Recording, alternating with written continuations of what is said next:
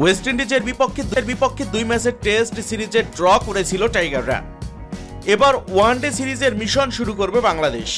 3 ম্যাচের ওয়ানডে সিরিজের প্রথম ম্যাচে আজ রোববার মাঠে নামবে মিরাজ বাহিনী। বাংলাদেশ সময় সন্ধ্যা 7:30টায় ম্যাচটি শুরু হবে।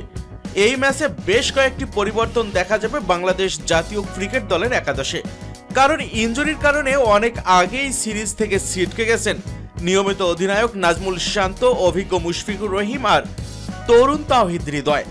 শান্তর পরিবর্তে মিরাজ অধিনায়কত্ব করলেও তার 3 নম্বর পজিশন নিয়ে চিন্তিত টাইগাররা। গুঞ্জন রয়েছে শান্তর অভাব পূরণে প্রথমবারের মতো 3 নম্বরে ব্যাট করতে নামবেন লিটন কুমার দাস, আর ওপেন করবেন তানজিদ হাসান তামিম আর সৌম্য সরকার। 4-এ মেহেদী হাসান মিরাজ, তাওহিদ হৃদয় না থাকায় 5-এ আফিফ হোসেন ধ্রুব এবং 6 নম্বর পজিশনে খেলবেন অভিজ্ঞ মাহমুদুল্লাহ রিয়াদ। মুশফিকুর রহিমের পরিবর্তে উইকেট রক্ষক হিসেবে থাকবেন জাকের আলী ওয়ানিক, তার ব্যাটিং পজিশন থাকবে 7 নম্বরে। আর স্পিন বিভাগে মিরাজের সঙ্গে থাকবেন নাসুম আহমেদ। আফগানিস্তানের বিপক্ষে দুর্দান্ত পারফর্ম করে নিজেকে আবারও প্রমাণ করেছেন এই বাঁহাতি স্পিনার। এদিকে পেস ইউনিটকে লিড দিবেন তাসকিন আহমেদ, আর মুস্তাফিজুর রহমান ছুটিতে থাকায় একমাত্র বাঁহাতি পেসার হিসেবে একাদশে জায়গা পেতে পারেন শরীফুল ইসলাম।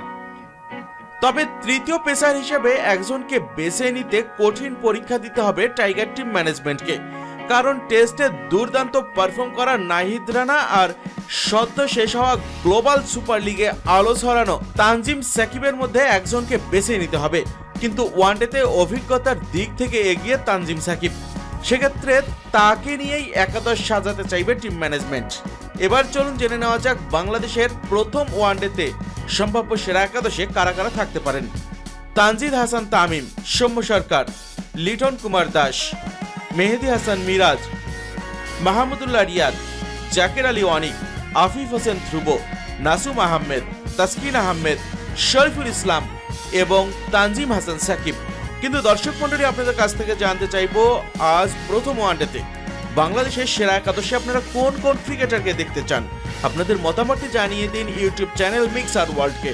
আপনাদের মতামতটি জানাতে ভিডিওটির নিচে কমেন্ট বক্সে কমেন্ট করুন।